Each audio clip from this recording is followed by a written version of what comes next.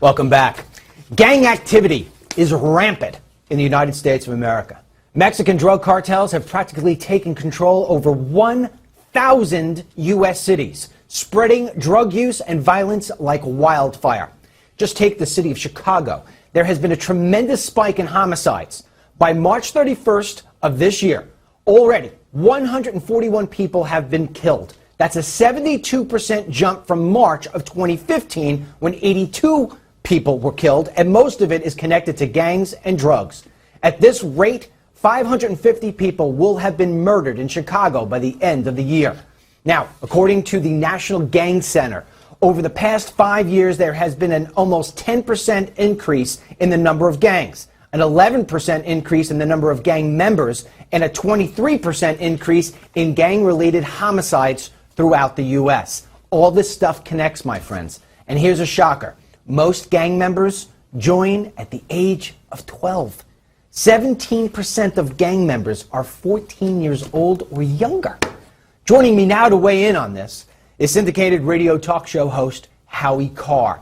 Howie, while you're going to be talking here, I just want to let you know this. We're going to be throwing up two charts. One of them shows the drug cartel's operations throughout the United States. I mean, the dots across the map are insane. And we're also going to show you the estimated number of gangs in terms of the growth. When you see the bar chart, it's just so scary. What's going on?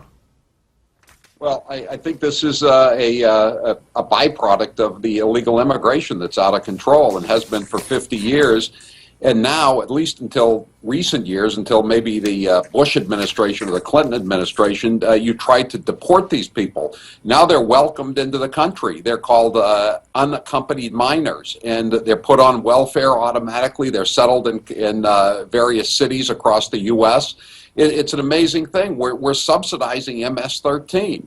Here in the Boston area, they just arrested 56 gang members, MS-13, in January, and they were responsible for 5 murders, just mainly in East Boston, Chelsea, Revere, Everett, sort of the illegal alien centers of eastern Massachusetts.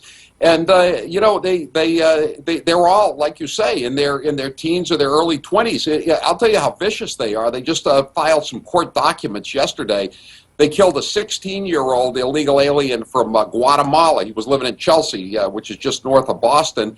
They knew he was going to testify against some other members of MS-13, some other illegal alien teenagers. They moved him to central Massachusetts. MS-13 members tracked him down to where he had been relocated in sort of a local witness protection program. They murdered him. They murdered him with a machete, shot him twice in the head, chopped off his hand, and then took his body back to East Boston and dropped it on the street as a message to other gang members. I mean, the mafia doesn't do things like that. The mafia hasn't killed 5 people in the last 10, 15 years here in Boston. You know, Howie, this is where the violence is. Howie, I worked with the Border Patrol, and I'm making one of my They Come to America films. I actually worked with the Border Patrol. And when you get these guys at nighttime, right, you'll catch 50, 60, 70 at a clip, all right, and you sit them down, they've all got the nice smiles, they look like young kids. You pull up their shirt, and you see the gang tag, the tattoo, on the side of their arm. And then they're released into the general public, and they're cutting people's lawns. And, you know, INS agents, one guy I have on here all the time, Michael Cutler, says, listen, I've been working this for 40 years or however long. I'm telling you, these people work the manual jobs during the day, and then at night they're gangbanging. And so that you hear all these people say, oh, well, he's such a nice boy, or whatever, maybe he's just trying to get a better life. People don't know what happens at nighttime with these people. Yeah, you ought to check out the indictments when they're filed in federal court. They all have these nicknames. Multiple members have the same nickname: Sangriamento, Sangria, you know, which means blood in some form, or Demento, crazy, Muerto, killer. They all have the same nicknames.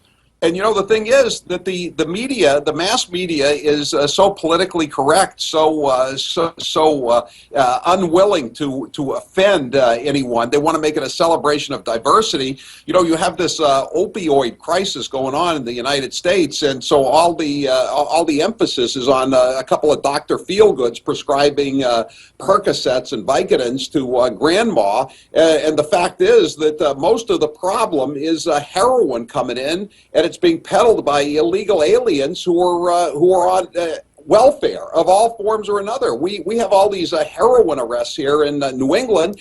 Everybody's got 1, 2, 3 EBT cards. They're living in public housing. They're selling brown heroin. They're using a couple of locals to do the translation for them. But nobody wants to write about that. Nobody wants to report on that because it's not politically correct. I know, Howie, and I've only got about a minute left. Let me say something else. In working with the Border Patrol agents, I talked to one guy, and I said, what are you doing now that you're releasing everybody into the general public? I mean, we have any idea who we're releasing? And he says, anybody who's 14 years or older, we're actually fingerprinting them. Anybody less than 14, we're not fingerprinting them. And I just read out a stat to you that says most gang members are starting at the age of 12. So these people who are coming across, and they're coming in droves every single day, you know it and I know it, they're released into the general public. They could be coming over and being parts of gangs, but because they're 12, they're skating through. We have no idea. Last word to you, about 45 seconds. And they're all on welfare too, Dennis. This is the other thing, and that's the worst thing of all. Look what happened in Omaha. You have an unaccompanied minor. He's drunk at age 19. You're not even supposed to buy beer. He's drag racing. He's drunk. He's an illegal alien. He's on welfare. He kills an American citizen, and the Obama administration refuses to turn him over to the local authorities in Nebraska. He goes on the lam. Just yesterday, you had another illegal alien who'd been previously deported. He kills a fire captain in Texas and his 2 young babies. 3 more American citizens dead at the hands of these illegal aliens. It's MS-13 and all the rest of them. Howie, I'll tell you what, I got an idea. If Donald Trump doesn't win, I think you and I should come back in 2020. We'll run on the ticket together. I'm not sure if I'm the VP or you are, but I think they would elect us. Thanks, I hope so. Thanks, Howie. All right, don't